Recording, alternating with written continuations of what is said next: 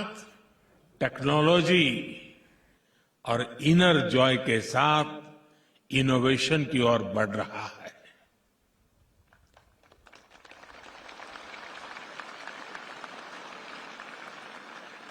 भूटान ने विश्व को ग्रॉस नेशनल हैप्पीनेस जैसा विजनरी फ्रेमवर्क दिया है। मैं विश्वास के साथ कह सकता हूं कि भूटान की माइंडफुलनेस सिटी भी विश्व के लिए प्रेरणा बनेगी। इसी तरह कोविड-19 ग्लोबल पैंडेमिक का उदाहरण भी हमारे सामने है। भारत उस समय भूटान के साथ कंधे से कंधा मिलाकर खड़ा था।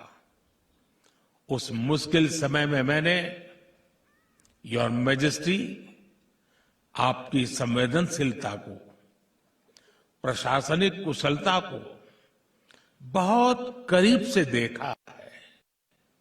इसलिए मुझे विश्वास है कि आपके नेतृत्व में भूटान टेक्नोलॉजी, इंफ्रास्ट्रक्चर और मैन्युफैक्चरिंग में नई ऊंचाइयां छुएगा।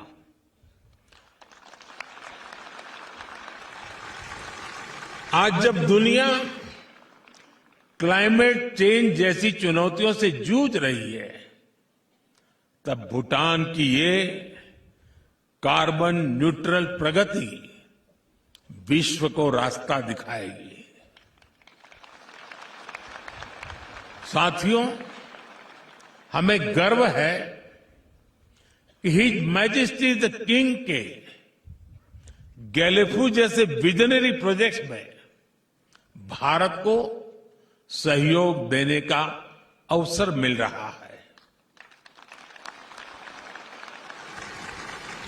भारत और भूटान, यहां के युवाओं की आकांक्षाएं एक जैसी ही है।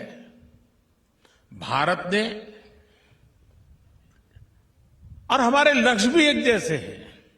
भारत ने 2047 तक विकसित देश बनने का लक्ष्य तय किया है। वहीं भूटान ने 2034 तक हाई इनकम देश बनने का लक्ष्य रखा है। आपके इस लक्ष्य को पूर्ण करने के लिए बीबी यानी ब्रांड भूटान और भूटान बिलीव दोनों को सफल बनाने के लिए भारत हर कदम पर आपके साथ खड़ा है।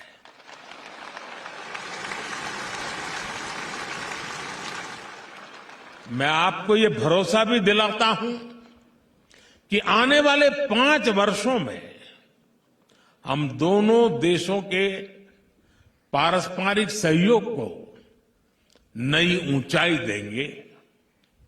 हम भारत भूटान के बीच कनेक्टिविटी, इंफ्रास्ट्रक्चर, ट्रेड और एनर्जी सेक्टर में नई संभावनाओं पर काम करेंगे।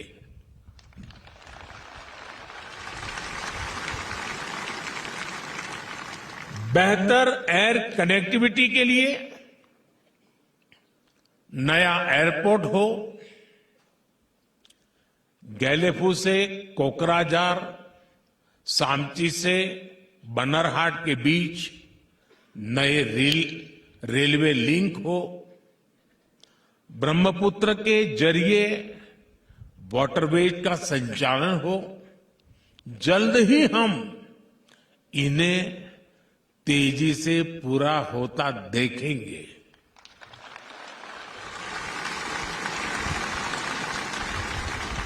ट्रेड इंफ्रास्ट्रक्चर को और मजबूती देने के लिए इंटीग्रेटेड चेकपोस्ट भी बनाए जाएंगे। हमेशा की तरह भूटान सरकार की 13वीं पंचवर्षीय योजना के लिए भी हमारा पूरा सहयोग और समर्थन रहेगा।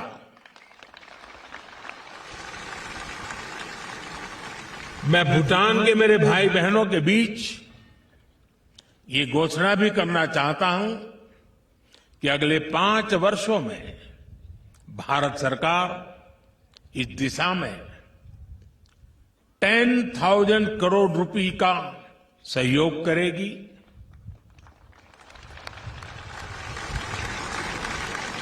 साथियों, हमारे रिश्तों की घनिष्ठता का आधार B2B के साथ साथ P2P भी है। B2B यानी भारत टू भूटान और P2P यानी पीपल टू पीपल हमारा कनेक्ट।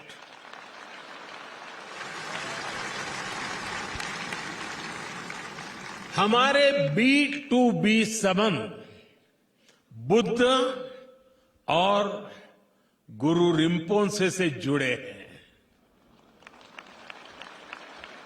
हमारे B2B संबंध हिमालय और पवित्र नदियों से जुड़े हैं।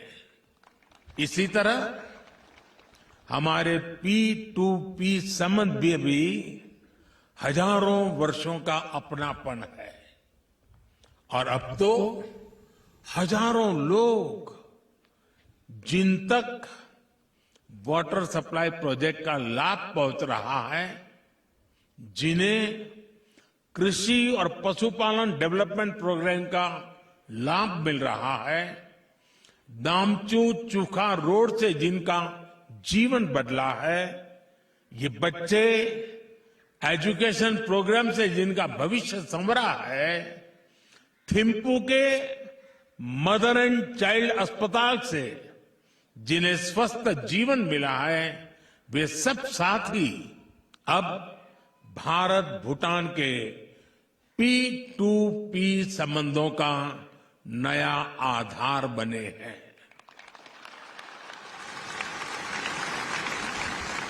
जो युवा लॉ स्कूल में पढ़ रहे हैं, जो स्पोर्ट्स एकेडमीज में ट्रेनिंग कर रहे हैं, जो भूटानी छात्र स्कॉलरशिप पर भारत पढ़ने आ रहे हैं, जो युवा अब ग्यालसूंग अकादमी में ट्रेनिंग लेंगे, ये सब भारत और भूटान की P2P पार्टनरशिप का आधार भी है और हमारे इन संबंधों के उज्जवल भविष्य की गारंटी भी है।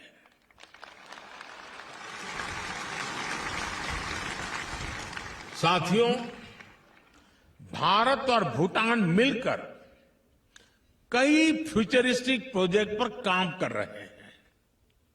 हम मिलकर हाइड्रो पावर प्रोजेक्ट का निर्माण कर रहे हैं। भूटान के प्रोजेक्ट से उत्पन्न होने वाली बिजली भारत को निर्यात की जा रही है। इससे भूटान को फॉरेस्ट का लाभ मिल रहा है। हमारी ये पार्टनरशिप लैंड और वाटर तक ही सीमित नहीं है। भूटान अब स्पेस में भी भारत का पार्टनर है। भूटान के वैज्ञानिकों ने इसरो के साथ मिलकर भारत भूटान सैटेलाइट लॉन्च किया है। शिक्षा और कैपेसिटी बिल्डिंग में भी हमारा काफी गहरा सहयोग रहा है। भूटान के कई जनरेशन्स को भारत के टीचर्स ने पढ़ाया है। अब भारत ने स्टेम टीचर्स भूटान में शिक्षा देने के लिए यहां सेवारत है। पिछले दशक में भूटान के सभी स्कूल और कॉलेजेस में डिजिटल लाइब्रेरीज खोली गई है। अब स्पेस टेक्नोलॉजी से भी दूर दराज के इलाकों में शिक्षा पहुंचाई जा रही है और हम सहयोग के साथ साथ एक दूसरे की सफलताओं को भी सेलिब्रेट करते हैं। जब भारत का मिशन चंद्रयान सफल हुआ था, तब भूटान के भी लोग उतनी ही खुशी से भर गए थे। उन्होंने भी खुशी मनाई थी जितनी भारत के लोगों ने मनाई थी।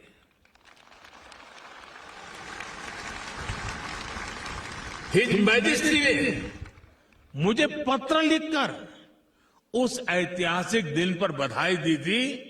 हमारे वैज्ञानिकों का उत्साह बढ़ाया था और जब भूटान के युवा पावो दोरजी की फिल्म लुनाना ऑस्कर के लिए नामांकित हुई तो भारत के लोग उतने ही खुशी थे जैसे अपना कोई ऑस्कार के लिए जा रहा है। यही अपनापन हमारे रिश्ते को अनूठा बनाता है। और अभी मैं कल्चरल कार्यक्रम देख रहा था।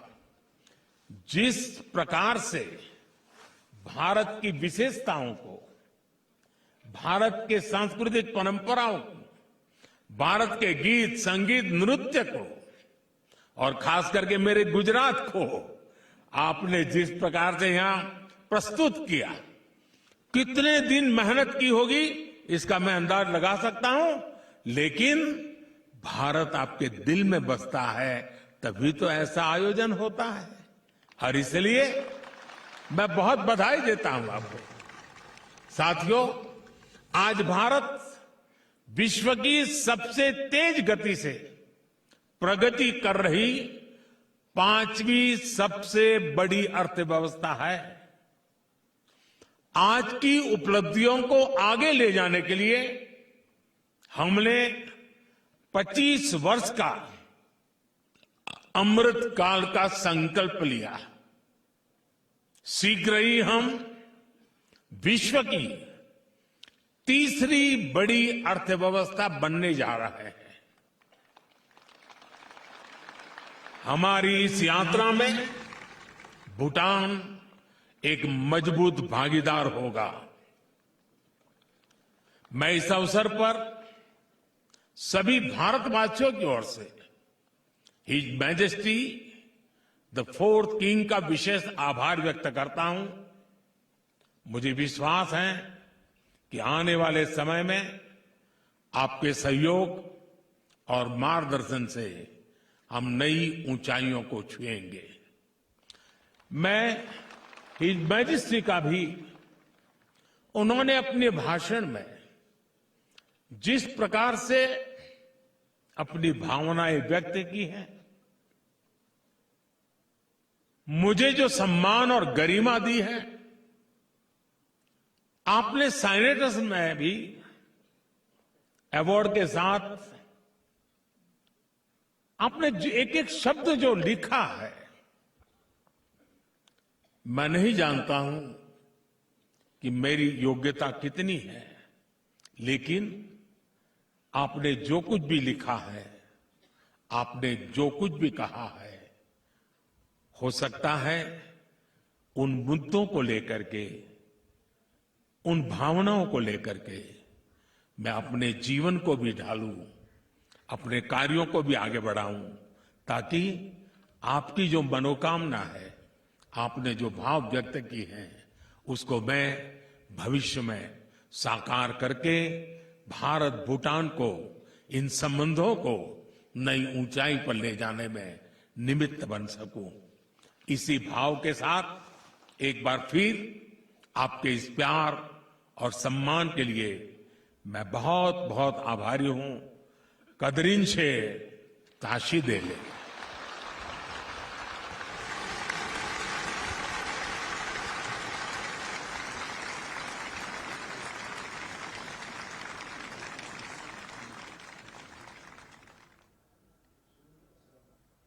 તો વડાપ્રધાન નરેન્દ્ર મોદી હાલ 2 દિવસીય ભૂટાન પ્રવાસ પર છે કે જ્યાં તેઓએ સંબોધન કરતી વખતે ભારત અને ભૂટાન વચ્ચે જે મૈત્રીપૂર્ણ સંબંધો છે તે કઈ દિશામાં આગળ વધી રહ્યા છે તે વિશે વાત કરી। B2B અને P2P નો એક નવું સ્લોગન પણ તેઓ દ્વારા આપવામાં આવ્યું।